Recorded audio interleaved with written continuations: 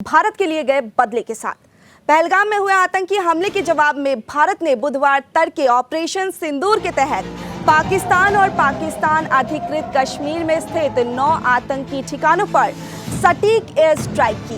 भारत की जवाबी कार्रवाई एक सुनियोजित सैन्य रणनीति का हिस्सा थी, जिसका उद्देश्य आतंकी ठिकानों को ध्वस्त करना था। भारत ने यह कार्रवाई अंतर्राष्ट्रीय मंचों पर बार बार चेतावनी देने के बाद की, जब पाकिस्तान की तरफ से आतंकवाद पर लगाम लगाने की कोई ठोस कोशिश नहीं दिखाई। ऑपरेशन सिंदूर के माध्यम से भारत ने यह स्पष्ट कर दिया है कि वो आतंकवाद के खिलाफ किसी भी स्तर तक जाने को तैयार है। ऑपरेशन सिंदूर के तहत किए गए हमले में मुजफ्फराबाद समेत पाकिस्तान के बहावलपुर में कई आतंकी ठिकानों को निशाना बनाया गया। मुजफ्फराबाद की एक मस्जिद, जिसे आतंकियों की मीटिंग और रणनीति केंद्र माना जा रहा था, वह पूरी तरह तबाह हो गई। ऑपरेशन सिंदूर का उद्देश्य उन आतंकी ढांचों को नष्ट करना था जो भारत के खिलाफ हमलों की साजिश रचते थे। हमले 7 मई की सुबह 1:44 पर शुरू हुए और भारतीय सेना, नौसेना और वायुसेना ने संयुक्त रूप से इसे अंजाम दिया। सोशल मीडिया और कुछ अनौपचारिक स्रोतों के अनुसार भारत ने मार्कस सुभान अल्लाह जैसे मजबूत ठिकानों को नष्ट करने के लिए बंकर बस्टर बम का इस्तेमाल किया।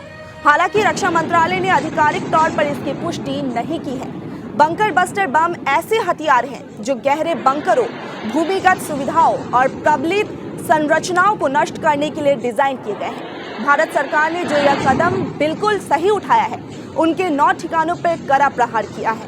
यह स्ट्राइक आतंकियों के जहन में गूंजती रहेगी और वे दोबारा पहलगाम जैसी कायराना हरकत करने से पहले 100 बार सोचेंगे। आने वाली जो युवा पीढ़ी है हमारी भारत की, उनको बराबर प्रॉब्लम, जैसे हम और आप पैदा हुए हैं, हमको पीओके का मुद्दा उठाना पड़ता है। जब से देश आज़ाद हुआ तब से पीओके का मुद्दा चल रहा है। तो ये एक सुनहरा मौका है। हमारे पास एक टाइमिंग है, हमारे पास एक सक्षम भारतीय सेना है और जो हर मैदान के अंदर अपना दमखम दिखाने में बिल्कुल आत्मनिर्भर है। तो ये एक चीज़ बहुत अच्छी है। इस बहाने अभी आने वाले टाइम में, अभी ये तो एक शुरुआत हो चुकी है, आने वाले टाइम में मैं सोचता हूँ कि ऐसे करते करते हम लोगों को पाक कर कश्मीर जो हम अपने आप को हमारा बोलते हैं, उसको अभी ले लेना चाहिए, ताकि आने वाला जो हमारा जो युवा पीढ़ी के लिए एक जो आज हम बार बार एक प्रॉब्लम आती है वो ना आए। मतलब, और रही बात उनके जो परिवार लोग गए हैं उनके, तो उनके लिए एक सुकून की बात है। मगर देखो, वो चीज़ की पीड़ा तो हम कम नहीं कर सकते उनकी, कभी भी हम लोग पीड़ा नहीं कम कर सकते, मगर दर्द कम कर सकते हैं। उनको एक आसित हो चुका है कि चलो भाई, हमारे जो परिवार के सदस्य गए हैं उनका बदला ले लिया गया है। दूसरी बात ये थी कि भाई, इसका जितना हम लोग आज बढ़ा चढ़ा करके तो नहीं बोलूँगा, जितना हम जश्न मना रहे हैं अपने अंदर, उतना ही हम लोग थोड़े दिन पहले बैकफुट पे भी थे, क्योंकि हमारी जो कमियाँ थी वो सामने थी। अगर हमारी इतनी इंटेलिजेंट या हमारा इतना अग्रसर होता जिस तरह आज हम लोग अग्रसर हैं, तो नौबत नहीं आती हमारे को। तो मैं सभी से ये भी बोलता हूँ, जो भी डिपार्टमेंट के हैं, कि सेना को जो हम बोलना है खुली छूट, अगर सेना को ये पहले भी बता दिया जाता, वहाँ पर सेना हटाई नहीं जाती, तो ये नौबत भी नहीं आती। मतलब, और इसका आने वाली युवा पीढ़ी को लिए और जितने भी हमारे भारतवर्ष के, चाहे विपक्षी पार्टी हो या पक्ष की पार्टी हो, उनके लिए भी एक ये सोचना चाहिए कि राष्ट्र सर्वप्रथम होना चाहिए। इसका जो श्रेय है सर्वप्रथम भारतीय सेना को देना चाहिए, क्योंकि ऐसा ना हो कि अभी ये सर्जिकल स्ट्राइक है और इसको भी फिर राजकारण के अंदर धूमित कर दिया जाए। नहीं, ऐसा नहीं होना चाहिए। बहुत पीड़ा होती है कि कार्य भारतीय सेना करती है और उसका श्रेय कोई और लेके जाता है।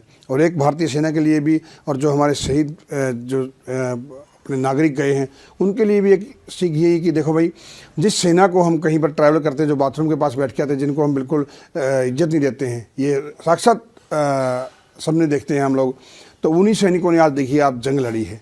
तो कभी मौका मिले तो उस भारतीय सेना को कभी सीट देने की कोशिश करना, कभी उनको नमन करने का साहस दिखाना, क्योंकि आज नेता अभिनेता कोई क्या बोलते हैं, बड़े बड़े जज हो गया या कोई डॉक्टर हो गए, वो युद्ध लड़ने के लिए नहीं गए हैं। युद्ध आज भारतीय सेना लड़ रही है।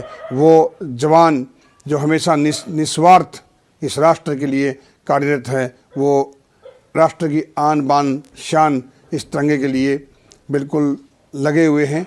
और वो सक्षम है हमारी भारतीय सेना, जो कि हर दमखम दिखा सकती है। और ये भी आप लोगों ने दिखा दिया है।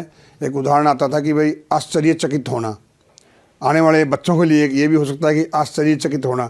तो आप लिख सकते हैं आश्चर्यचकित यही था कि भाई 7 मई 2025 को जब हमारी 24 मिसाइलें पाकिस्तान के ऊपर गिराई गई, तो वो सबसे बड़ा आश्चर्यचकित का एक उदाहरण है हमारे लिए।